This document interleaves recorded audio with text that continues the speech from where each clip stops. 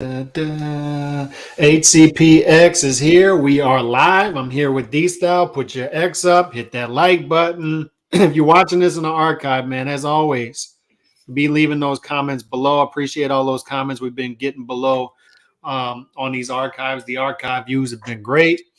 Closing in on a record April, so on this channel, so everything's going well. D-Style, this was a big fight last night. We're just gonna freestyle this thing, go in many different directions with it. Didn't know what to expect going into the fight. Was hoping for a great fight. Instead, what we got was, I would say, a great performance. Right? I mean, a great performance from Tank. What did you learn last night about each fighter? I guess we get started off that way. What did you learn about each fighter that you didn't know going into last night? Because I took some things away from both fighters. Well, here's the thing. This is why they fight the fights, because there's things I suspected, right, going in. Look, I did, full disclosure, and the video's out there, it's not like a secret, but I did predict Ryan Garcia to win by decision, right? But that was my official prediction. That's what I felt would happen. But I also said I'm not that confident. And I also said, right? And even when we did the roundtable, most people were saying, like, but I'm not sure about that, right? Like, almost everybody was saying that. But here's the thing. I did say, like, if anybody looks at my analysis of the fight, my pre-fight prediction, that is, more so, I said from round one, like I said very early, we're going to know if my prediction is right or not. You're not going to have to wait for the middle of the fight. We're going to know right away, because I also said that if there was a way to have a second-tier prediction, it was Tank by knockout, right? And the reason I felt that way was if Ryan overreacts to everything Tank does, any little feint, anything, right? Then he's going to get knocked out. I said, that's what I said. Just watch for that, and if you see that, it's over. And he did. You don't even have to wait till you guys just know that the knockout it's inevitable at that point. Yeah. And the reason, like I know people get on Tank, right, for the low output. Now he does make up for it a little bit with accuracy, right? Oh, does he? Yes, does he? But there's going to be some guys, and we'll talk about them, I'm sure, later, that he's going to have a little more output for. But here's what, it's not just the accuracy that makes up for the low output. And I feel like this works for Canelo at 168 as well. There's other fighters that when they don't have high output, and there's a reason they're still effective, right? Even if it's lower for the division, even below the division average, because everything has a reason for it. In Tank's case, it's not because he has a low stamina or because he's scared of losing his gas tank, or something, pun intended, or he's scared of what it is? Something that other fighters need to do to make fighters react. Mm-hmm. A puncher like Tank can just do something real subtle, and he'll get guys to do what like other fighters need to do more for. So, for example, if Tank does this, like guys tense up. The only guy I seen that didn't tense up, okay, like crazy, like that, was Isaac Cruz. Mm-hmm. That's it. Isaac Cruz believed in his system. He believed in his guard. I think he believed that he studied Tank, and he just believed in it. Tank didn't look like he believed in anything. Like he was kind of going through the motions. He was biting at everything, every little feint, everything. And he was tensing up. You know what I mean? Mm-hmm. And I think he overdid it. Like he just did too much, bro. He finally landed a nice uppercut, by the way, in the fight. He also landed a nice hook.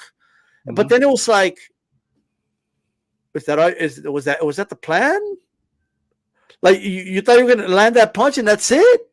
Mm-hmm. That's because I feel like, and it shouldn't be surprising to us, Calix, because Ryan is a guy that's used to hitting somebody with a clean hook and they go to sleep.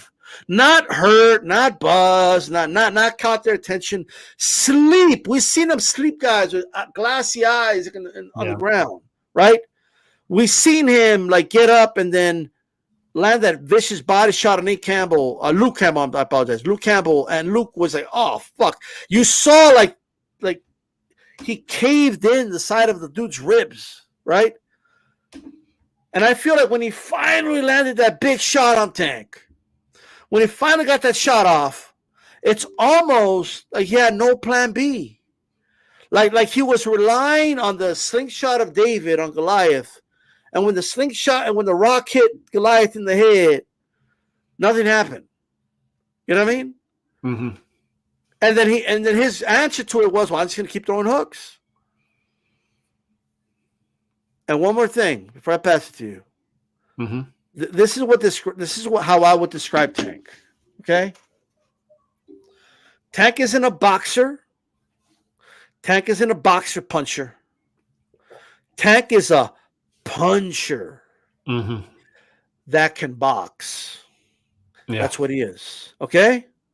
Like Tank isn't the quarterback that runs first or you know what I mean? Like he's not like the quarterback of the Ravens. That's not Tank, right? He's not the dual threat. I also run it all the time. My playbook has me to run.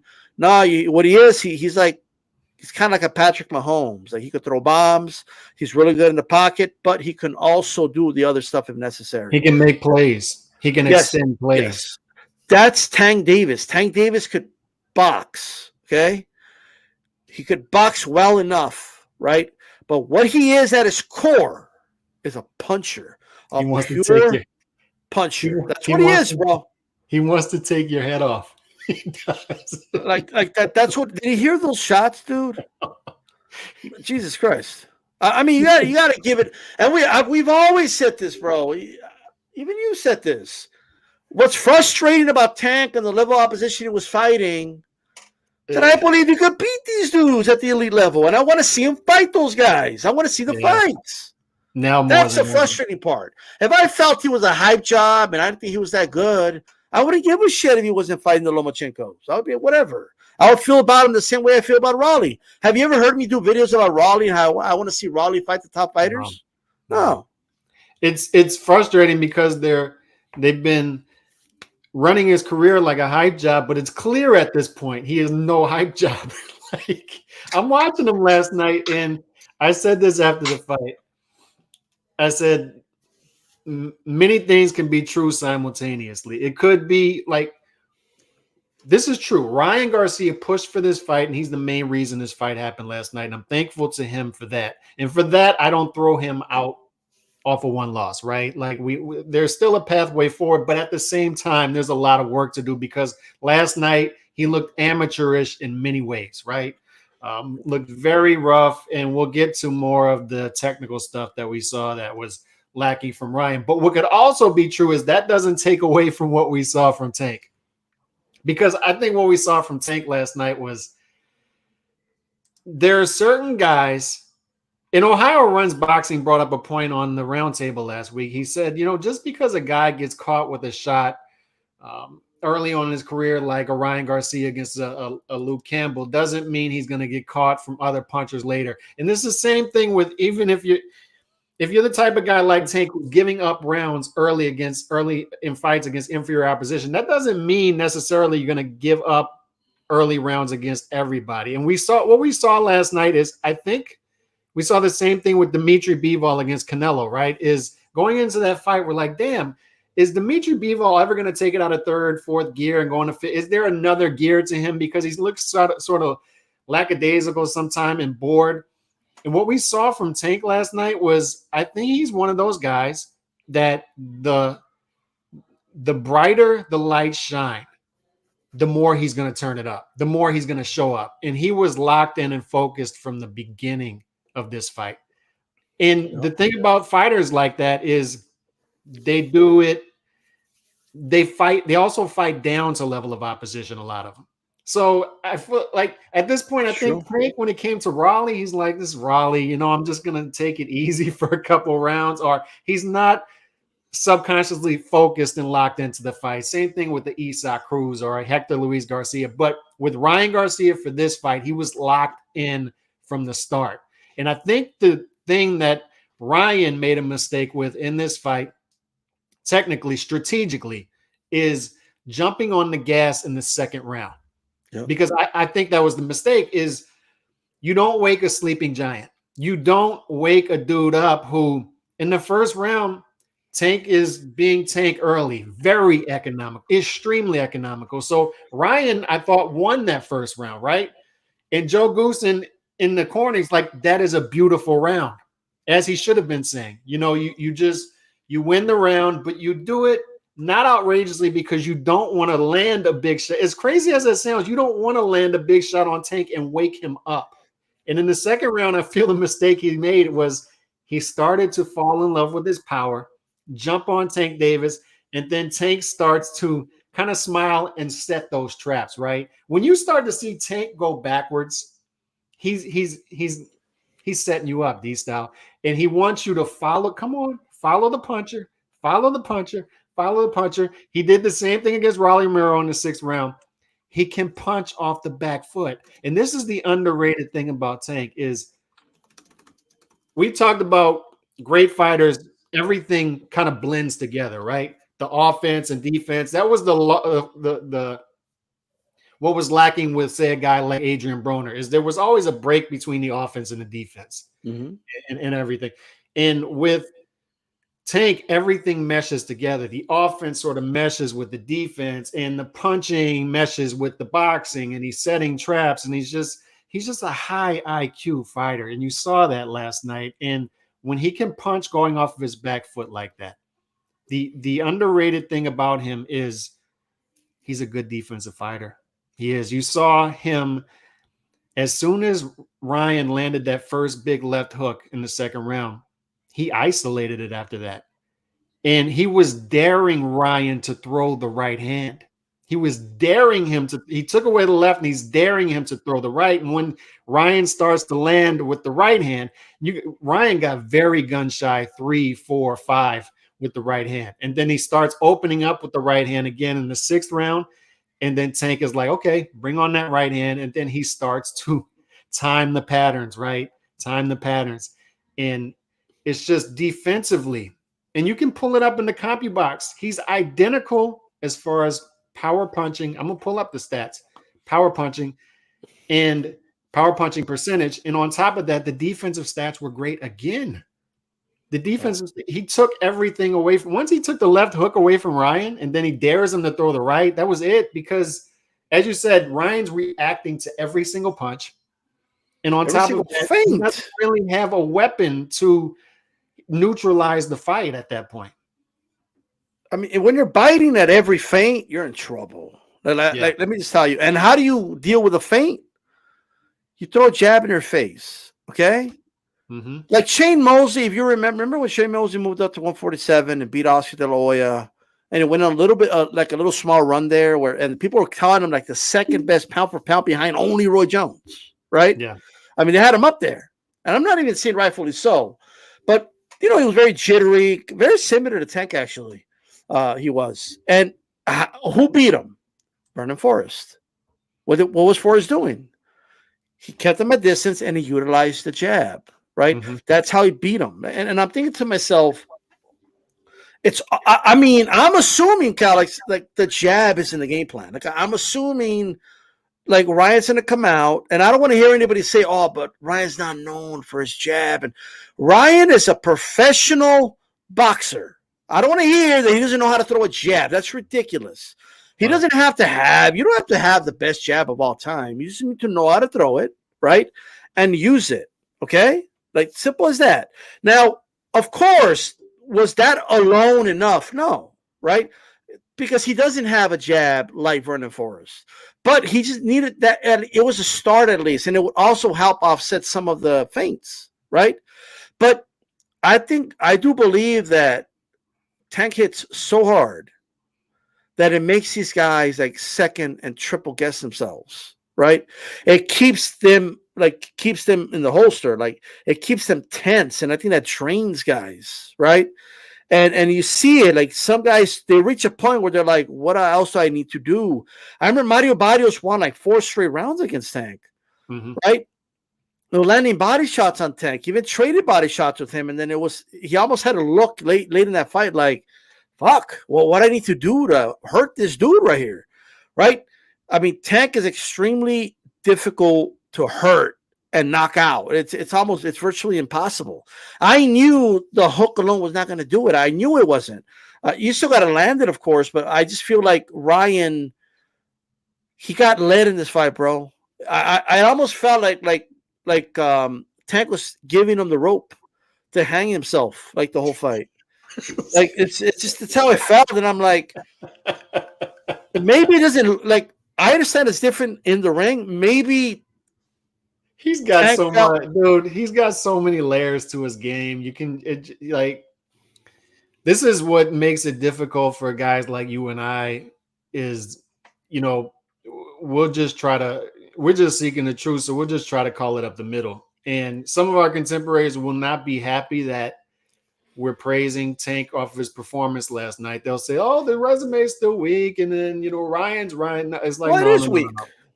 No, it is. It is. There's no doubt. And this is the tough part about it is I have a butt though. The other side will say, "Oh, how can you criticize?" No. I can't. Like, why? How can't you put him in your top 10 pound for pound? And look, pound for pound's tough now because guys are giving you so little to go off of. But when you don't have the resume, I'm a resume guy. It's tough to put him there. But at the same time, you call it up the middle and you say, to me, the valuable thing about Tank, and this would be my pitch to the people who are highly critical of him, is he's really a one-of-one fighter in the sport right now, style-wise.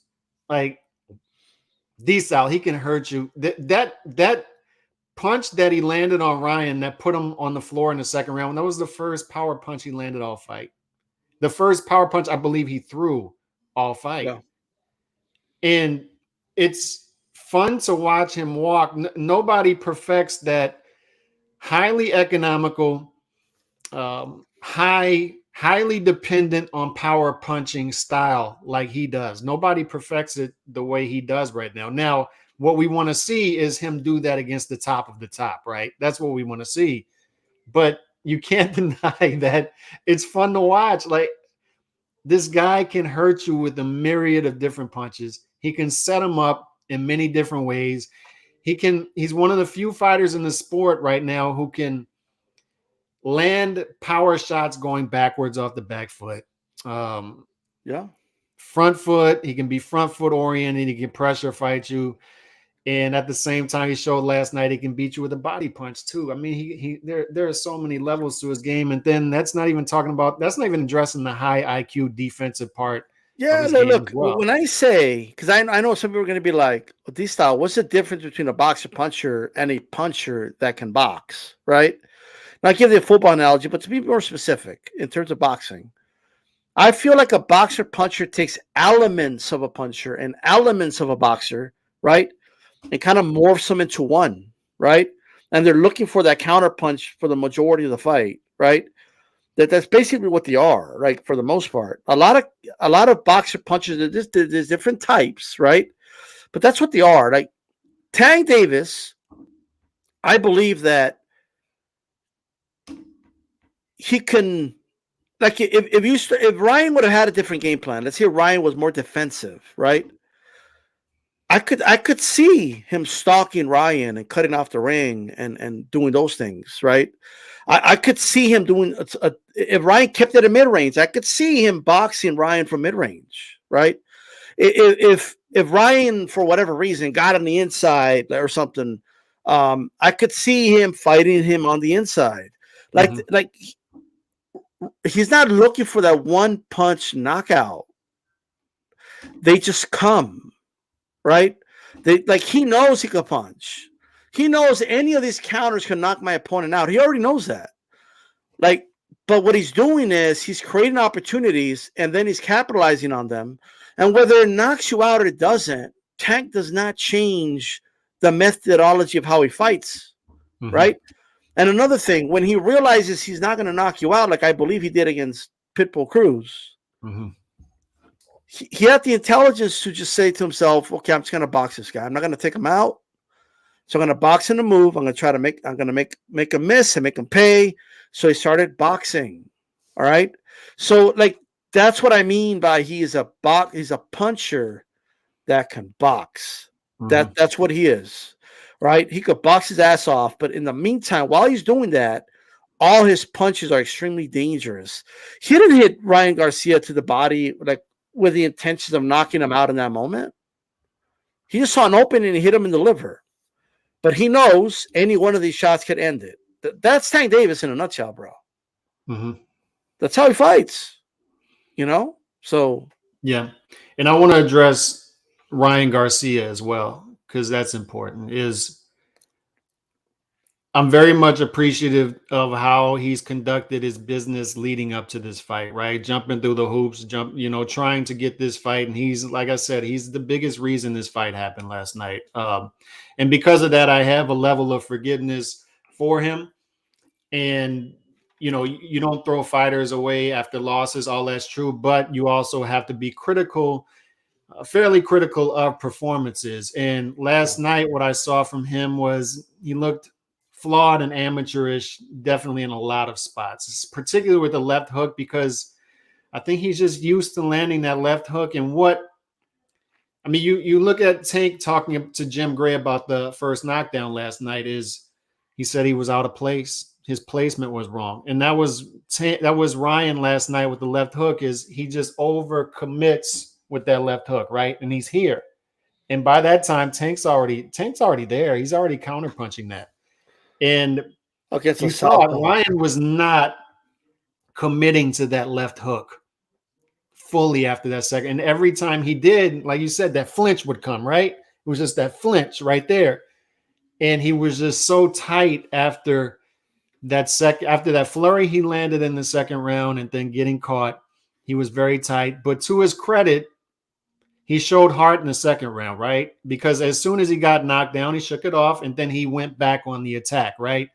And he showed some heart, tried to climb his way back into the fight, had another little flurry. I thought he won the sixth round. I thought it was 4-2 after six. So he showed some spots, right? But for the most part, he's a fighter who is inconsistent, and he showed that last night, at least at the top, right? So he has things to clean up. Now, there were rumblings coming out of this camp from, I know a couple people who had access to Joe Goosen's camp, and word on the street coming in. I didn't read too much into it. You never know what to read into, but I mean, there's definitely a disconnect there. what when they say, There's a we have spies, we know what you're gonna do. Like I think most people knew he was probably gonna go left hook happy, right? No. That's not what I'm talking about. Oh, There's a chemistry issue in the camp. And are it you talking showed about the last night. statement? Like, Ryan does his own thing, and I kind of work around it. No. That comment came from, so Goosen and Ryan Garcia apparently were not working together on non-sparring days. There's apparently a chemistry issue in the whole camp right now. Well, that's So connected to it that. Yeah. leads to the rumors we've heard of Ryan in the past that he doesn't necessarily work as hard as he should. He doesn't take direction well, from what we saw from Reynoso and Canelo coming out of their camp when it came to Ryan Garcia. It seems to be a continuance of that.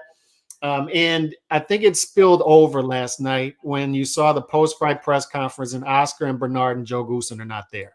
And that's not a good look. Perception is reality. Other fighters are going to see that and say, I never think that's a good look. I said it when 50 Cent left Yuriorkis Gamboa in Omaha, Nebraska, after Bud Crawford knocks him out. And 50 Cent, you never see him again next to Yuriorkis Gamboa. He just left him there.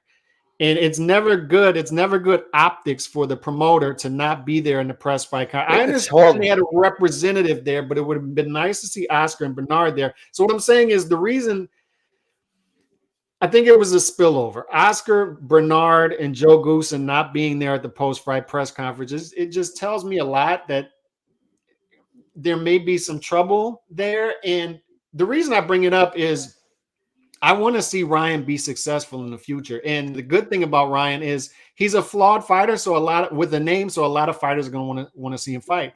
And I think Ryan's going to be the type of fighter who has several losses at the end of the day, right? But there's no shame in that. Other fun fighters, marketable fighters, Amir Khan, Victor Ortiz, guys like that have been in big fights, several losses, and made a lot of money. And Ryan could be one of those guys too. And he might mess around and win a legit title at one point. There's one thing we could count out at this point, that this whole, and we knew this, like this whole, like, oh, he's the next Oscar De La Hoya. Like, look, bro, like he was not handled like De La Hoya, right? And I think this speaks a lot to Golden. But let me touch on some of the things you said.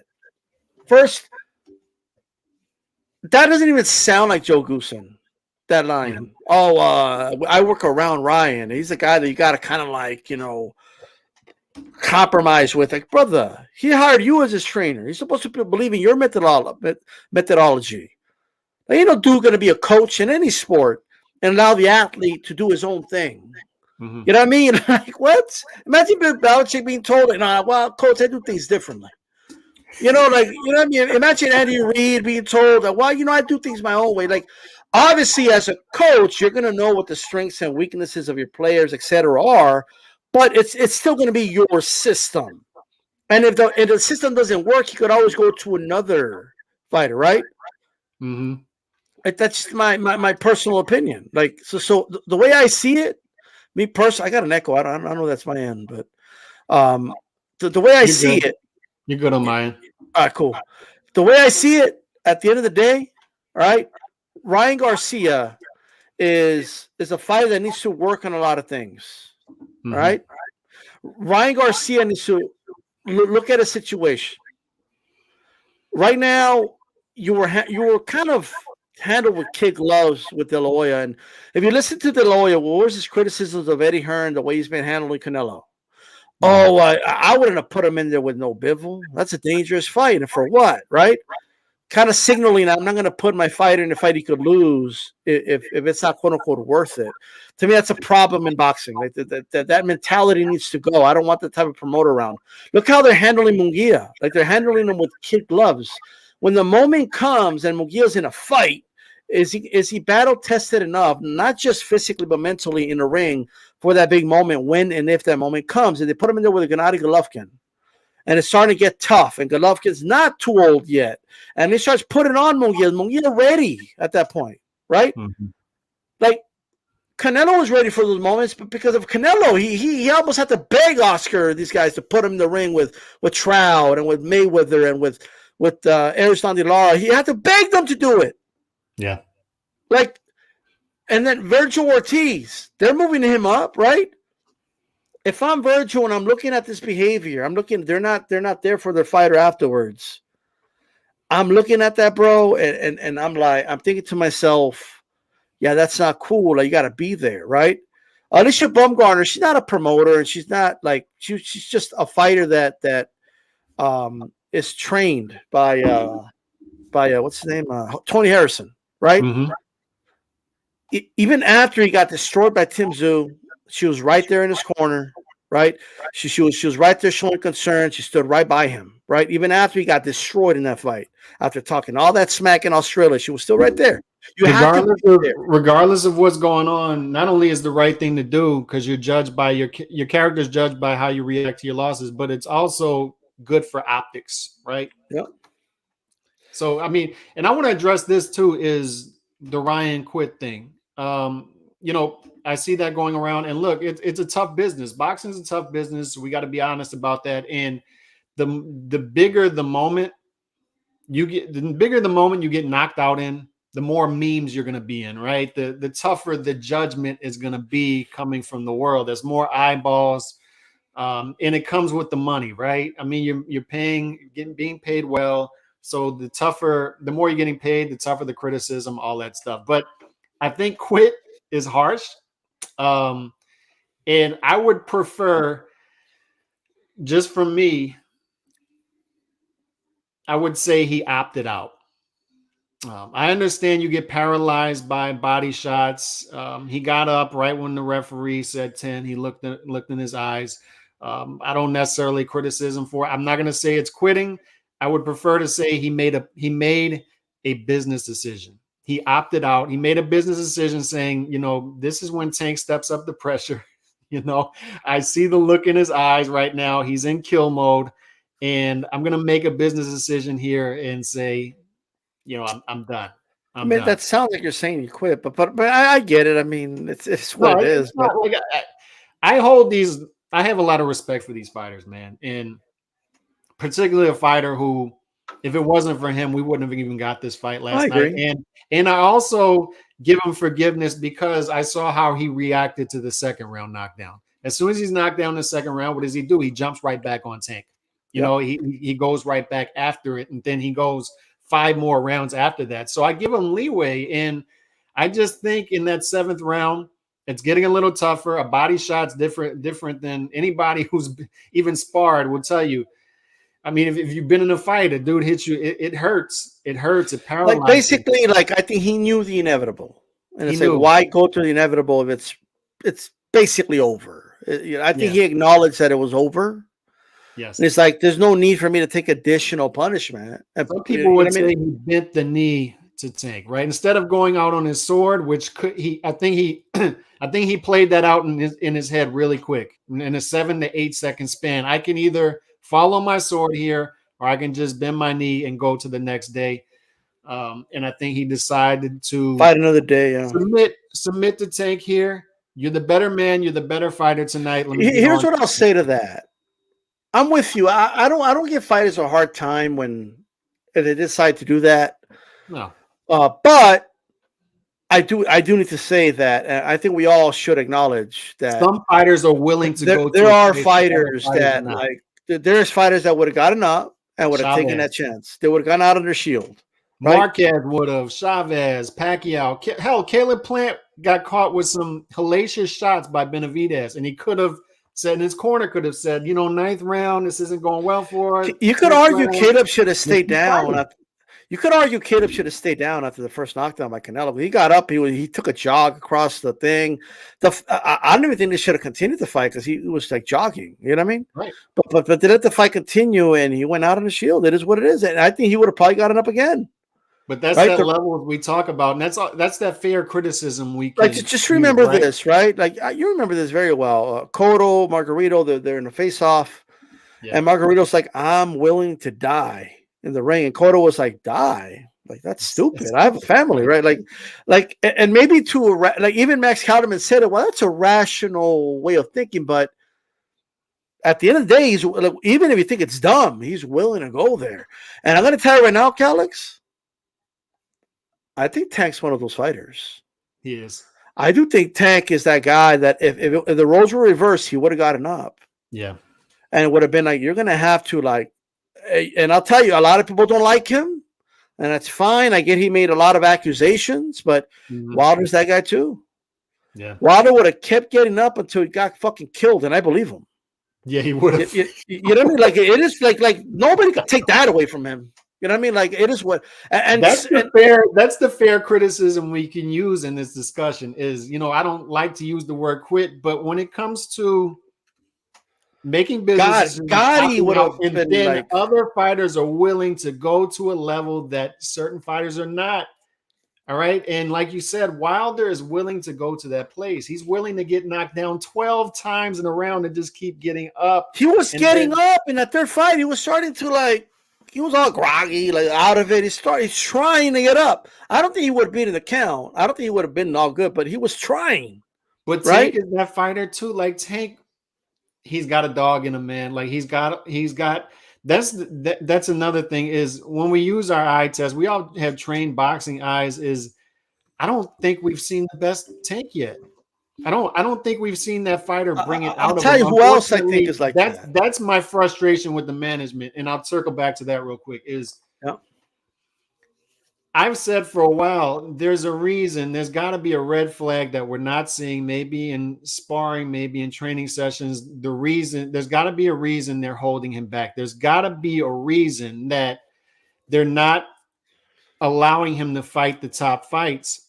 But I don't think it's that. I think it's just bad management. I think he's just had Floyd and Leonard say, we're going to model him after Money Mayweather. We're going to put him low risk, high reward and build him up that way instead of just letting this dude, because I think Tank is agnostic as to who he fights. If you line up all the top fighters, I think Tank would fight him. I do I think he think would so fight too. him.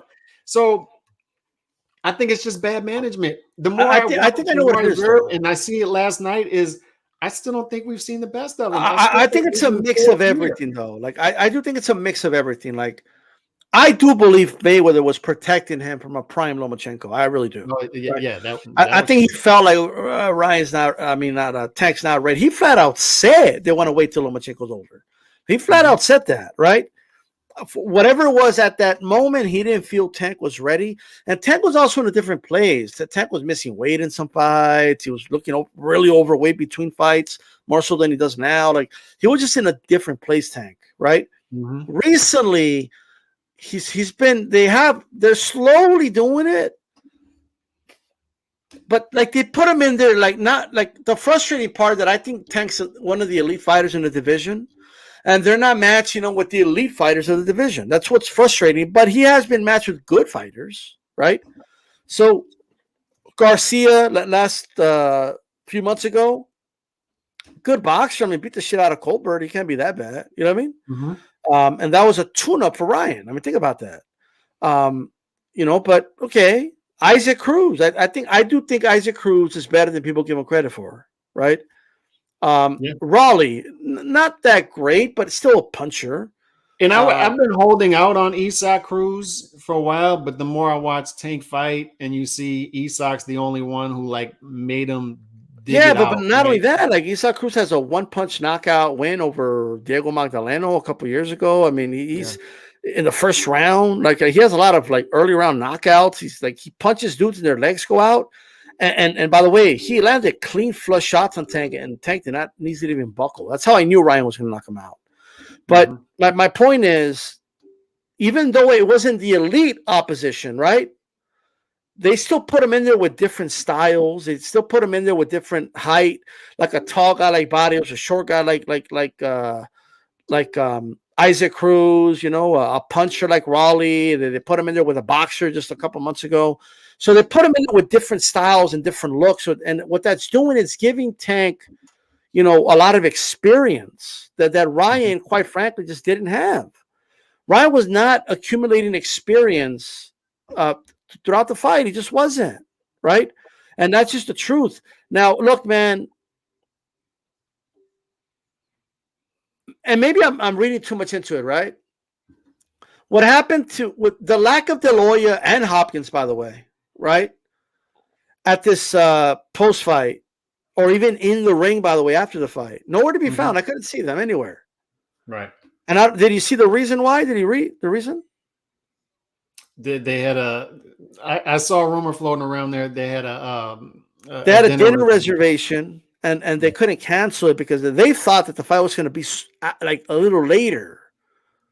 Well, you couldn't cancel this dinner reservation? Like, what the fuck's going on right now, bro? Like, dinner reservation for what? Like, you know what I mean? But anyway, I think with the way they're treating Ryan, the way they're handling Munguia, they got rid of their matchmaker, probably the best matchmaker in the game, by the way, Roberto Diaz. They got rid of him, right? I'm looking at the way, like, the Virgil Ortiz situation. They can't sort that whole thing out. I don't know what's going on with that. Although you could say maybe that's not Golden Boy's fault. But I think the fact that you don't know something's going on with your fighter, the fact that they had, like, how does Oscar and Hopkins, two former fighters, not know that Zurdo's like 12 pounds over the weight? Like how could they not like what the fuck is going on, bro? And then like Canelo left them. He basically and not so many words that said De La Hoya is a fucking piece of shit. Like they were using Canelo as leverage in their contract with the Zone and promising the Zone stuff that Canelo will definitely fight Golovkin, even though Canelo never agreed to that, right? I mean, and then the way he's talking about Oscar now, and like, if you're Virgil, right? If you're Munguia and you're looking at this behavior, you're not thinking, I need to get the fuck out of this spot. I need to get out of Golden Boy. I am. Yeah. Why should they stay, bro? For what? I'm not sure. I don't. I don't want to read. I don't want to get too much into the weeds. I don't know what to read into that. I don't know how much we should be reading into that. I'm just saying that's not good optics, right? It's just not good optics. I think you should stand by. You were standing by your guy talking trash before. I think you should stand there and eat the humble pie, or sit there and eat the humble pie after the fight with your guy. You always find out this isn't just boxing, it's life. At your lowest point, you find out who's there with you. And to me, Yeah. sending a representative is just as a business owner myself, sending a representative at a time like that just isn't good, and that doesn't sit well with me. So Yeah, you need the face of Golden Boy Promotions right there, yeah, because I guarantee you, if Ryan would have won, he would have been right there, oh, there's no front and doubt. center. There's no doubt. Like dinner, what dinner party? I don't gotta go to a dinner party. It was hilarious seeing Floyd there, being Floyd. Like we think that they're out of the picture, and then Leonard pops up during the week, and then Floyd just pops up right before the fight with 27 chains on. You know, like Birdie and above the rim, like Fat Joe at Rucker Park. He's just there, and he's coaching Tank, whatever he's doing there, whatever he's doing. By the way, like, you know what I don't like about that? I kind of feel like every time Tank is going to reach a new milestone, right? I know. I feel like Floyd has to be there to say something so he could feel like, oh, he won because I told him to do it. Let Tank be his own. Like Tank was going to win anyway, bro. Whether you're yelling instructions or not, or like, you know, he was going to be Mario Barrios, whether or not you were there coaching him. Like this is the beautiful thing about Tank is he's sort of developing this Floyd aura about him, but he's fun. You know, Floyd had an aura about him, but he was never fun. You know, it was boring. Well, he was at 130 for sure. No, right. But what I'm saying, I'm talking about the money Mayweather aspect of that. They're trying to build Tank in that image, right? But Tank's fun. Like, look, let me pull this up real quick because this is amazing to me. And I've been looking at these stats.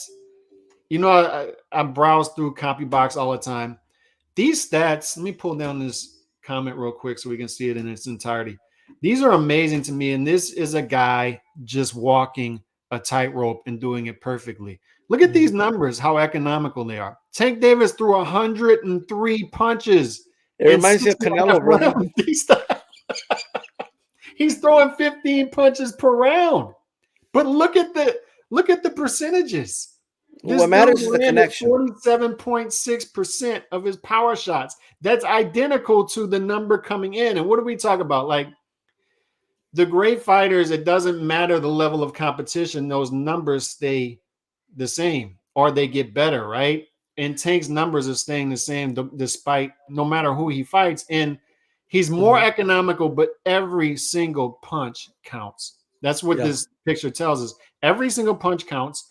And, oh, by the way, it tells us that this guy is a good defensive fighter, too. 47.6%. He's very economical, picks his shots. I think the feints do a lot for him. And look at round two. I mean, he only threw 6, but one of those 3 that landed was the knockdown. Right. Which brings me to this. First power shot. Is that the first power shot he threw? I think that was like the first power shot he landed. Man. Something like that. And look how meaningful it was. So it doesn't take much. Bro, those are low numbers for any division. Now, imagine this. He's fighting a lightweight.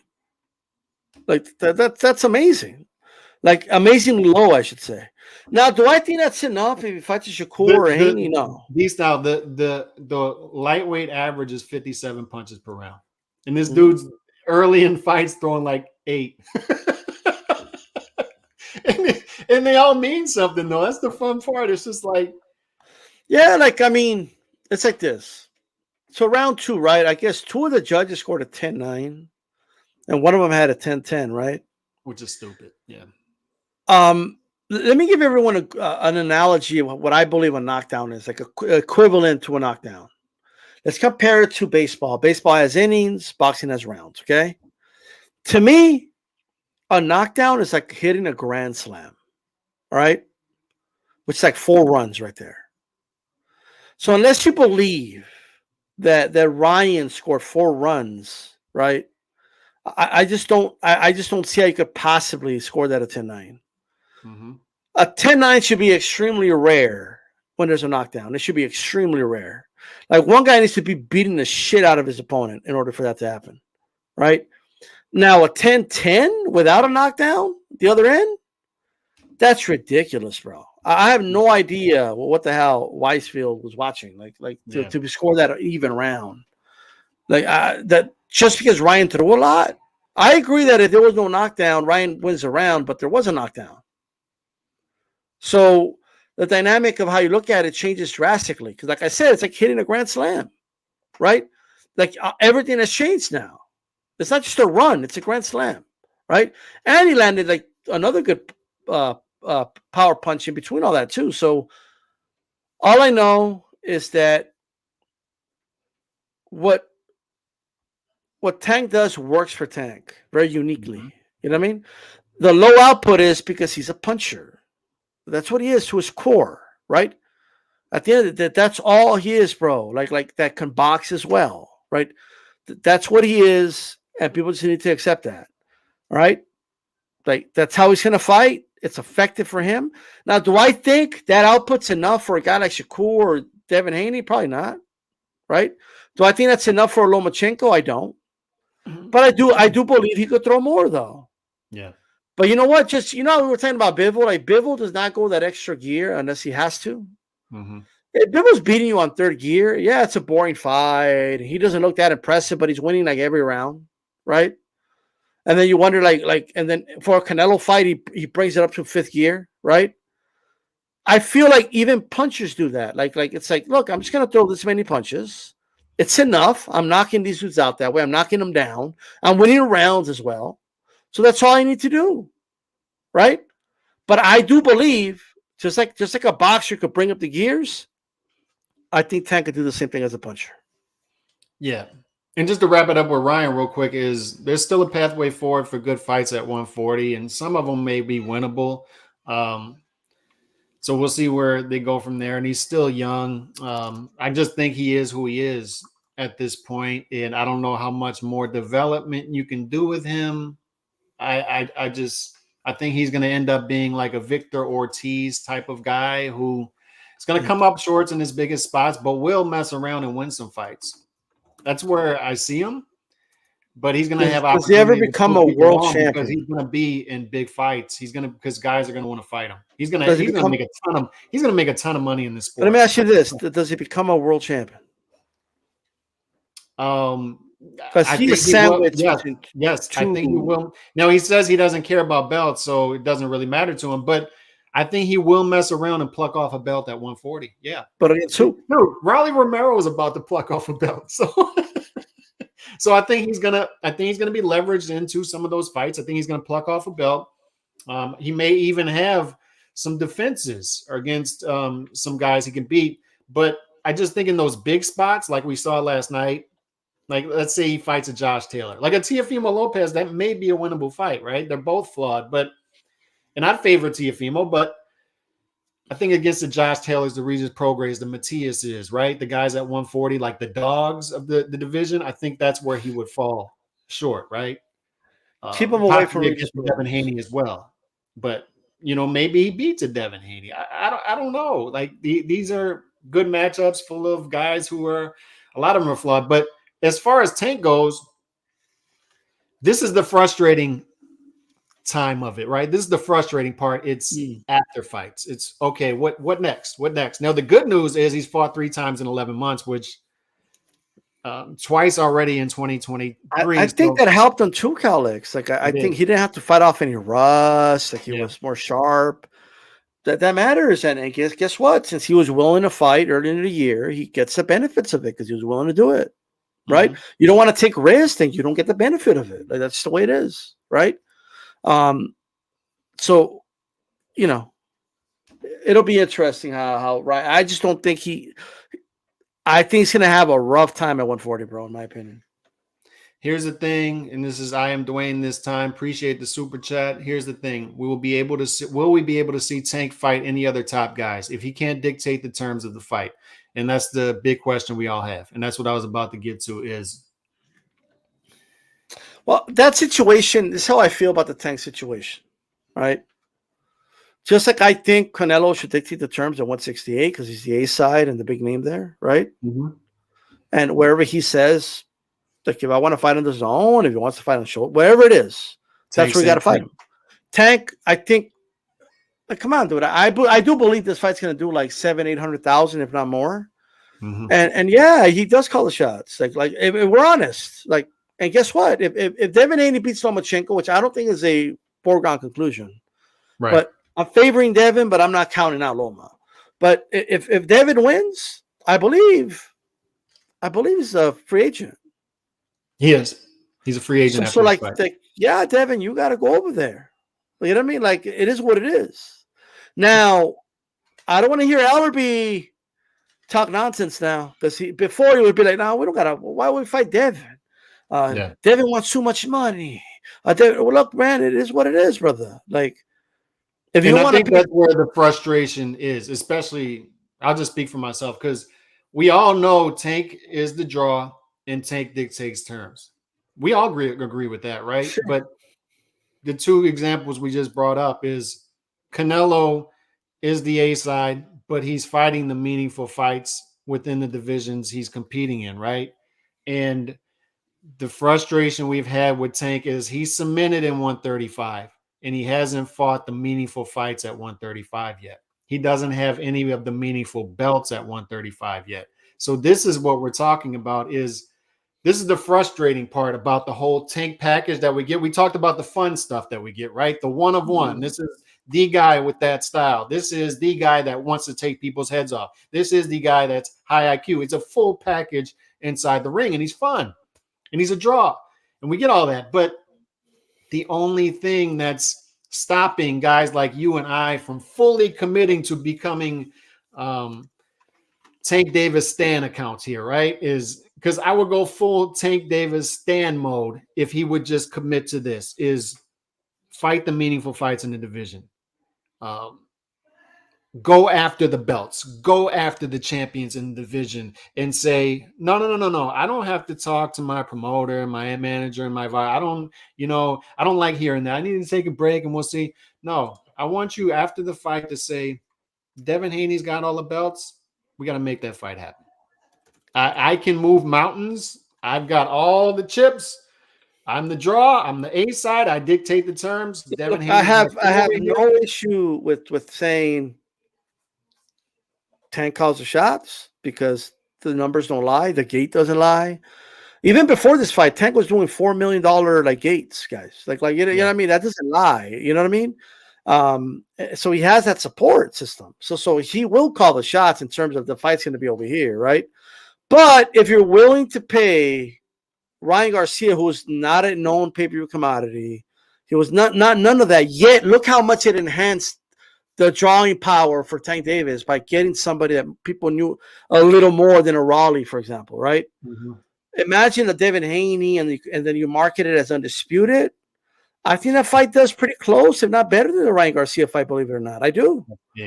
That's a big fight. I think athletes will be talking about it. I think people, and then it will be debatable. A lot of people are gonna. It's a fight between a pure boxer and a puncher. It's a very marketable fight. It right? Is. Now, granted, Tank's a puncher that could box. Devin's a boxer that can't punch. So, and I think that's what's going to be the difference. By the way, I think that difference is going to matter, right? Yeah. But. And it's for undisputed. You gotta do it, bro. Like I'm saying, but don't lowball Haney when you didn't lowball Ryan. You get what I'm saying? That's the frustrating part. Is it's right there. And don't tell me, right? And he has that power. If he just commits to that, if he just says no, look, if he just blocks out all the noise, Al, Leonard, Floyd, whoever he's got advising him, just blocks out the noise. Look, fellas. That's the fight I want. I want all the belts. Then you've got everybody. Like I'm waiting for him to do what the casual market. You have the purists like ourselves, the traditionalists will be saying, "This is that dude. Like he's him now. He's him. He's the guy. There's no keeping him off a pound for pound list." And I'll tell you what else. Here's what I'll tell you. Okay, I see guys out there calling him the face of boxing, right? Which I disagree with. I don't think he's the face of boxing, right? He's the face of American. Here's what Tank is. Tank is the face of everything below 147. That's what he's the face of. Okay. And you could maybe argue he's the face of it, but even American boxing, I don't think he's the face of it. I think even though Canelo's from Mexico, Canelo's fought in stadiums. He's done gates of almost 30 million. Sure. Canelo opponents get paid 10 million plus, bro. Yeah. So here's about the point I'm making. You want to call yourself the face of boxing? Are you sure about that?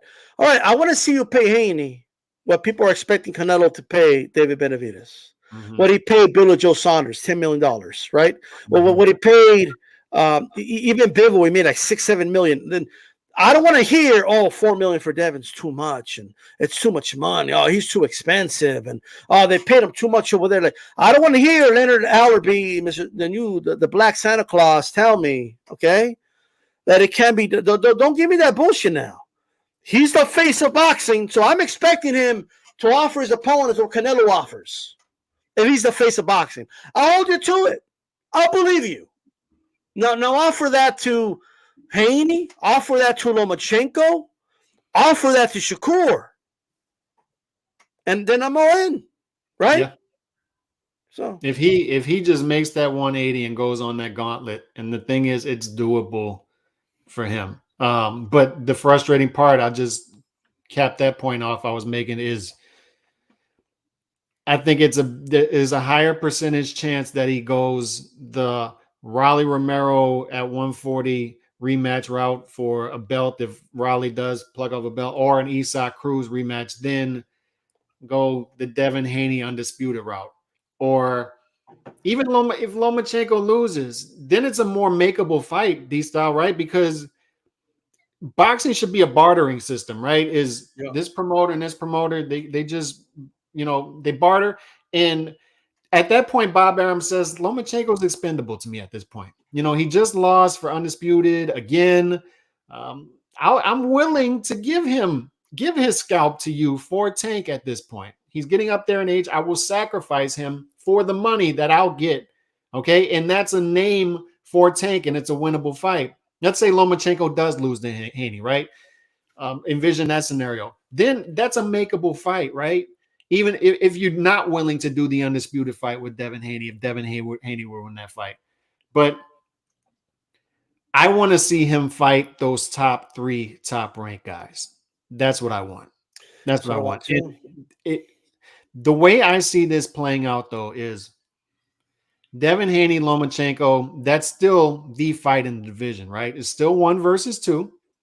And we can say all we want with Tank Davis, Shakur Stevenson is the fight. They might be the 2 best fighters, all that stuff. But these are 1 and 2. They've earned that in the division. Okay. But after that, Haney's looking at moving to 140 right after. So he's not going to be at 135 anymore. Lomachenko is getting up there in age. We don't know how much longer he has left. He looks to be on his way out in the next 3 to 4 years. So the division, a year, 2 years from down the line, it's Tank and Shakur's division.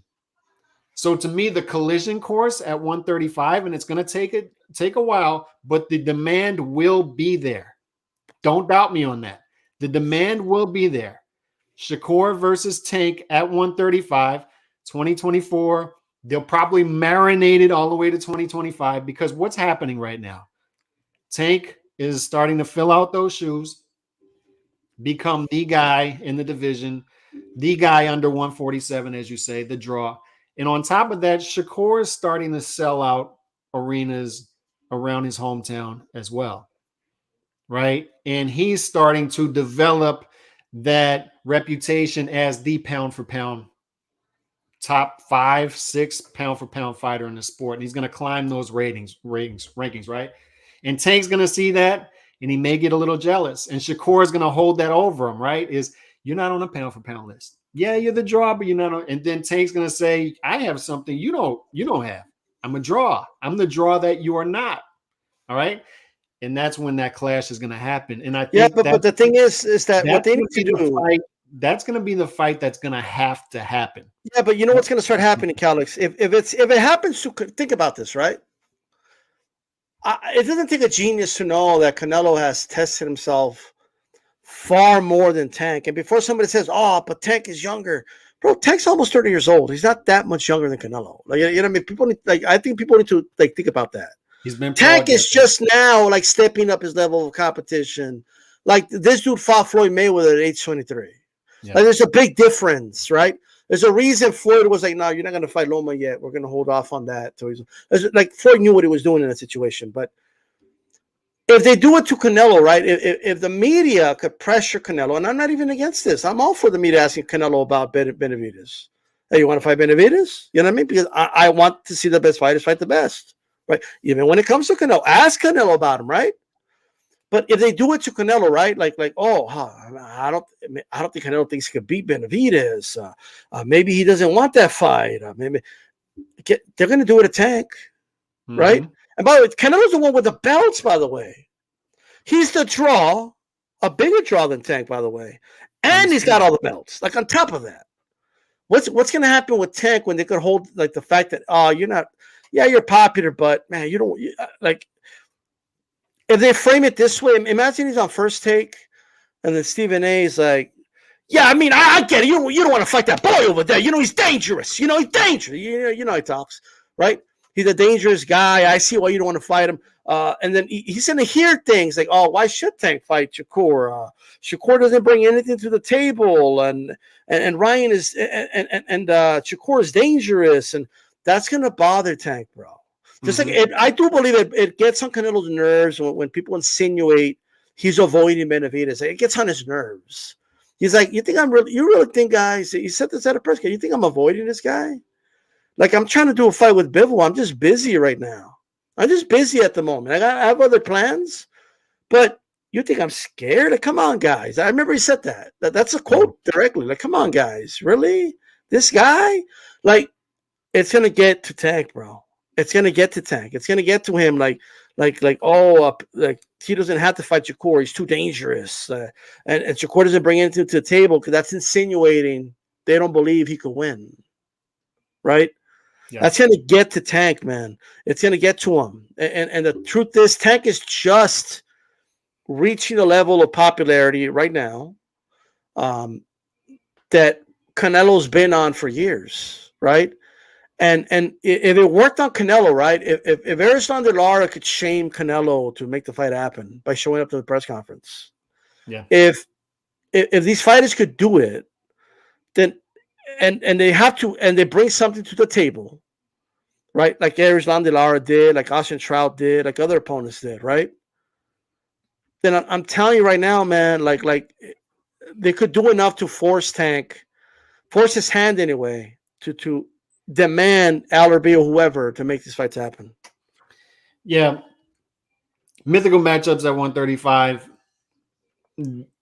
How would you see Shakur versus Tank playing out?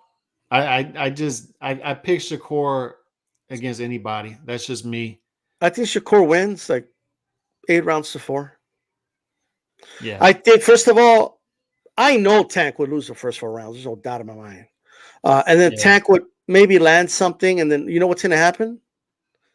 Shakur's going to revert back to his very defensive, boring self, and people are going to hate it, bro. But that's how you beat a puncher. Like, quite frankly, other matchups, I think he knocks out Haney. I think Haney's ahead, and then he knocks him out. I think Haney has a shaky chin. I've always felt that way. He fights like it, and I do believe Tank has the speed, velocity, boxing ability himself, and punching power to make him pay like greatly. Yeah. But Haney's going to have a lot of success. Haney would have a lot of success early in that fight. Yeah, I agree. I think Haney will probably be ahead in the scorecards before he knocks him out mid-rounds or something. Lomachenko, believe it or not, is a tougher style matchup for Tank than Haney. I was thinking that too. Like stylistically, it's a tougher matchup for him. But Loma's a little older. He's a little slower. I would favor Tank at this point. I think that fight would get ugly for Lomachenko late. As crazy as yes, it's a better stylistic matchup than the other guys would have. Obviously, I think Shakur has the best. Like Shakur, I think he has a style that can beat all of them. But Lomachenko, he would make it such a fight with the angles and the output, and he would force Tank into, I think, the Tank that we want to see, right? We've been asking for that fifth gear Tank, and I think Lomachenko would get that out of him, and then it would start to get ugly for Lomachenko late in that fight. I think Tank would start to pepper him and win a fight. I think the angles that Loma has will trouble Tank early. I really do. And then Loma will, like, I just think he, and I understand that Luke actually came out and said Ryan is faster than Loma, but I agree his hand speed is faster, but I think Loma has faster feet. And he's on his toes a lot more than Ryan's he fights more flat footed. So I think those angles and moving in the ring and coming in different angles, getting to the weak side of Tank would trouble Tank, but I think eventually Tank would catch up to it. And I agree, makes it ugly late. Anybody else, I think Tank knocks out at 135, to be quite frank. I just feel that way. 140, just to play for fun. It doesn't translate as well there because of the size. Well, actually, I disagree a little bit. So I think he destroys Zepeda. I think he destroys Ramirez. They're probably going to be a little more durable than the guys at 135, but I think he stops them late, to be honest. I think Josh Taylor, I would favor Josh Taylor right now, slightly. I think I would favor him against Teofimo. I think Progress is the only one that can beat him. You favor him against Lomachenko? Who? You favor him? I mean, against Teofimo? I would favor him against Teofimo, yes, because Teofimo not all there mentally, bro. Like, he's just not right now. Now, if he comes out, he has a great performance against Josh Taylor. Maybe I'll change my tune. I'm just talking about right now. But the one guy that I think would just be all wrong for Tank. The more I've thought about it, I had a conversation with Beeb earlier, and I think he convinced me. I think Prograis is all wrong for Tank. Yeah, they will stay away from Prograis. That fight's never going to happen. And in my opinion, just my opinion, Prograis is still, in my mind, an undefeated fighter. And I think he's gonna end up signing with Top Rank, and I think he'll get his fights there at 140. After that, that's what I think is going to happen pretty soon. I think that's what he'll, if he's smart, I think that's what he's going to do. But 140, I just think that's a big ask for a guy who's 5'2". I don't think that's going to translate as well. Isn't he 5? Isn't he like 5'6"? No. He's short. He's 5'2", 5'3", and he's easily making he's 5'5", brother. He's 5'5". Isaac Cruz is like 5'3". Yeah, positive. Maybe so. I don't think it's going to translate as well at 140, and he can still easily make 135. And there's actually bigger names right down there to fight. But the one wild card at 135 that we haven't mentioned, and it's a makeable fight because it's an in-house fight, is Frank Martin. Watch out for Frank Martin and his development because he looked great in his last fight. And he has a style that could possibly give Tank some issues throughout that fight as well. I wouldn't pick him against Tank, but Frank Martin can box. So those are some fights. But I just thought last night Tank put on a hell of a performance. I wanted a great fight, but instead we got a great performance. And I found out a lot about both fighters. I found out that, I do think Tank is great, and I think his ceiling is higher than I thought a year ago.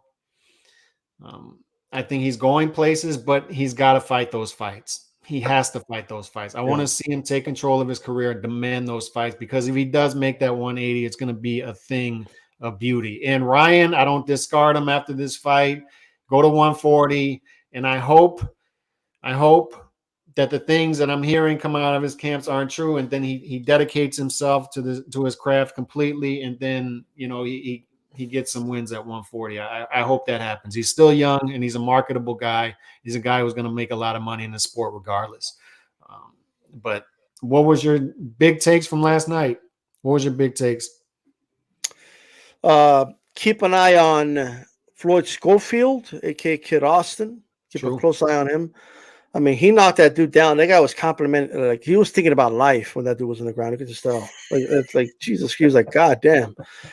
Sports School, a lot of potential, but he's a guy that they gotta like, because he wants to take on everybody. Like he wants Haney now. Like, and it's like, whoa, like calm down. You know what I mean? He wants Keyshawn Davis now. He wants. Like, I just think he needs to calm down. They're developing him up. Golden Boy actually isn't bad if you're a prospect. You know what I mean? And they're developing him right, but I just think so. Keep an eye on him. And then Beck the Bully played a little too safe for my liking, but I get it. You know, Yeah, it is what it is. And Tank Davis is who we thought he was. yeah. I'll And tell you Ryan this. left him off the hook. I'll tell you this, D Style. There's a wild card at 168, and he showed his face again last night. And I know he's only 9 fights in. I know the level of competition isn't there, but with Morrell Jr., you know what I like about him is, and I'm gonna talk about him again tomorrow, go more in depth about him, who I think he is, and why I think he can play a spoiler at 168 is he gets it. Like a lot of those guys who defect from Cuba, Cuban American fighters, they don't learn English, and it matters, right? It's not. That's not saying anything derogatory. It matters because you want to market yourself as a fighter. Golovkin, if Golovkin never learns English, he doesn't get 3 million plus endorsements per year, right?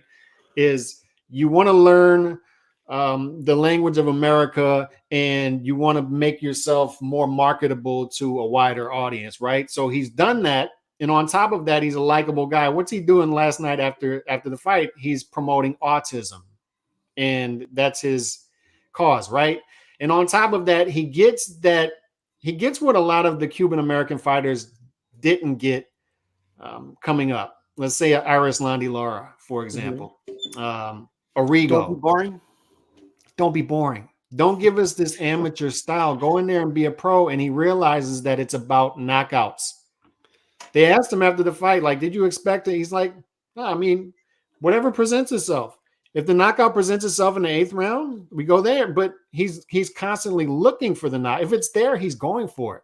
Yeah, He's not gonna wait I around. agree. Remember when Rigo, the first time we saw Rigo fight was, I think it was the undercard of Mayweather. He was stopping guys with body shots.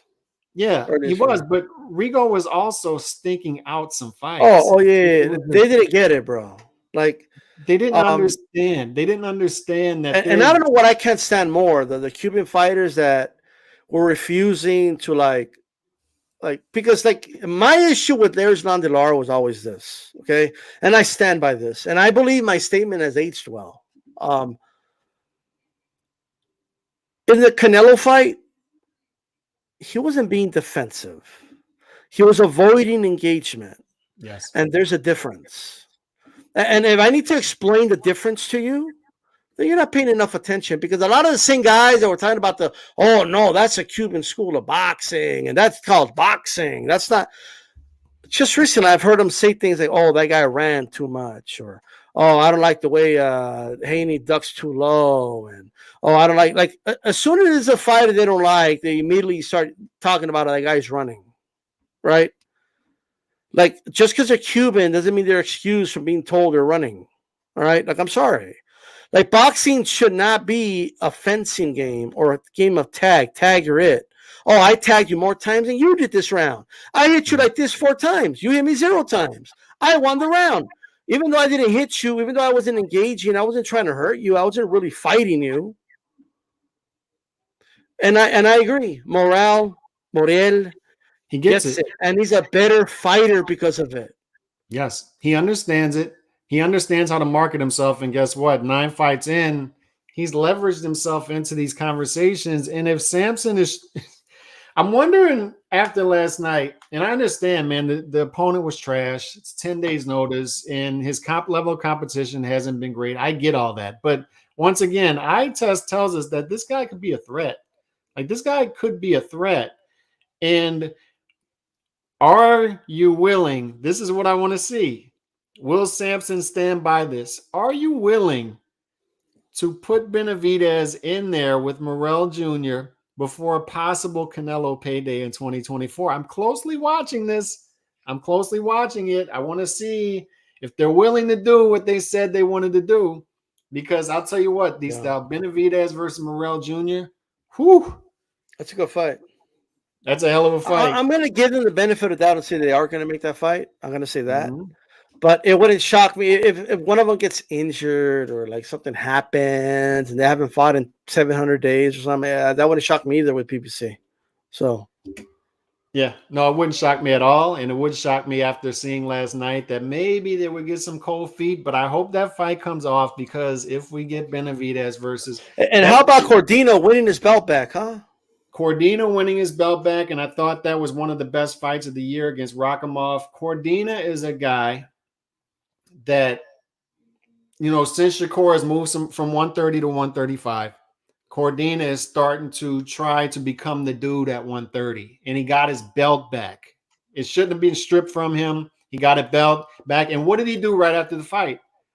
What we want to see fighters do, he says, Eddie, get me unifications. I want unification. You're going to get me unifications, right? I want unifications. And they're not, we're going to start to hear politics come in play. But what we found out yesterday is Cordina's a draw over there. The other champions in the division are not draws. So we'll see if they're willing to skip across the pond and fight Cordina because Cordina's athletic. Cordina's got a dog in him.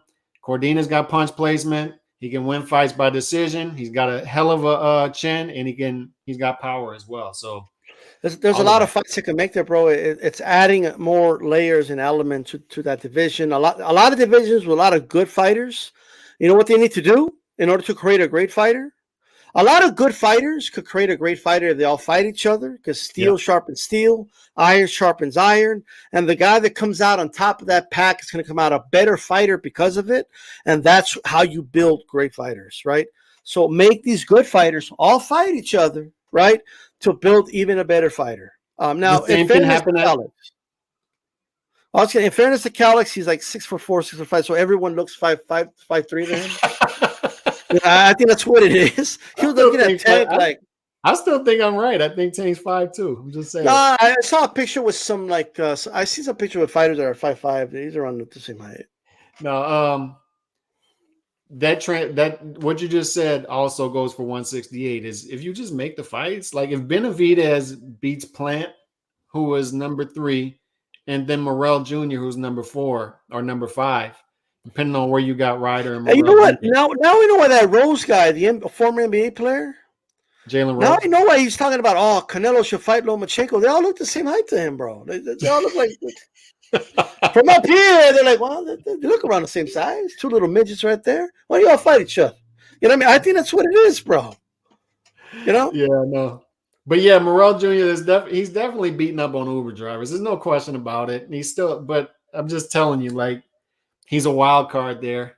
There's a reason that people who watch boxing have him ranked so high so far is look, he passes the eye test, bro. The amateur pedigree, and then he passes the eye test with flying colors. And people who know what they're looking at, trainers and stuff, say, yeah, this guy's really good. And he could spoil the plans that Benavidez has when it comes to a Canelo fight and leverage himself into a possible Canelo fight. And he's a WBA regular. They want to consolidate, so if he wins, they very well will say, okay, now you fight Canelo. Like, there's no doubt about it. And there's going to be a storyline behind that. Like, oh, Canelo, the last time he fought a Cuban, man, he thought he lost, and now he's going to fight a bigger Cuban. There's a storyline behind that, but something just tells me that the Morrell Benavidez fight isn't going to I think they feel they have, and it's not to protect Benavidez, by the way. It's more so Morrell, in my opinion. I don't believe they think he's ready for Benavidez. Yeah, I disagree with you there. I think they're willing to throw Morrell Jr. in there with Benavidez. Okay. I think they see him as a legitimate threat to Benavidez and possibly spoiling. But don't they get a bag anyway, Calix? What do you mean? Wouldn't they get the bag? Like with if Morrell fights Canelo too? True. A Canelo opponent still makes like 6-7 million, bro. Even if you're not a big name. Like, but isn't Canelo versus Benavidez bigger? It is a bigger fight, yes, without a shadow of doubt. So I don't think they want to mess that up.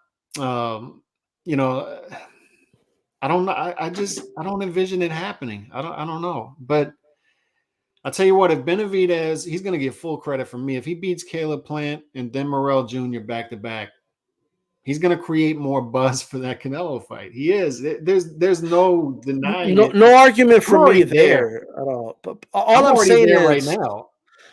All I'm saying is, if he was willing to fight Bivol, who was a very dangerous 175 pounder, who was not known to be exciting, he'll fight Morrell, and they could. It wouldn't be as much, but what I'm saying is, yeah, they it's not like they're not putting all the chips in it. Like they're still, like how do you call it in gambling when you bet on both ends?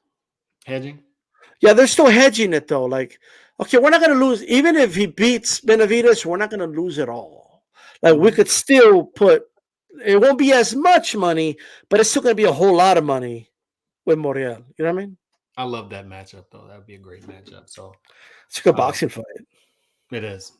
It is. So we appreciate everybody who rolled through HCPX tonight. I'll be back on the channel tomorrow, possibly with D-Style. We'll see what D-Style's got going on the rest of the week. And of course, as always, we got the roundtable Thursday night, right? On Thursday night, make sure it's going to be on Beeb's channel, Ringside Reporter. If you guys aren't already, go to my channel, D-Style Boxing. Go ahead and subscribe. I don't know what's going on. 98% of my views are from subscriber only, which means my shit isn't going out. I don't know what it is, but if you don't mind subscribing, and make sure you like this video too, by the way. It helps the algorithm, like the videos and all that. And I appreciate you guys tuning in and watching and supporting the HCP brand, supporting the Roundtable brand, supporting Calix, supporting myself, and all that good stuff. We appreciate you guys. Yep, support and look out because YouTube's on some other stuff. I can tell you that because I hear people telling me I don't get the alerts or I'm getting the alerts an hour into the show. So YouTube's on some other stuff. It just is what it is. This is an old YouTube, right? Where you see your subscribers and what your people you're subscribing to. Something's up. So something's up for sure. Something's up. So on that note, we're out. See y'all tomorrow. Peace. God bless.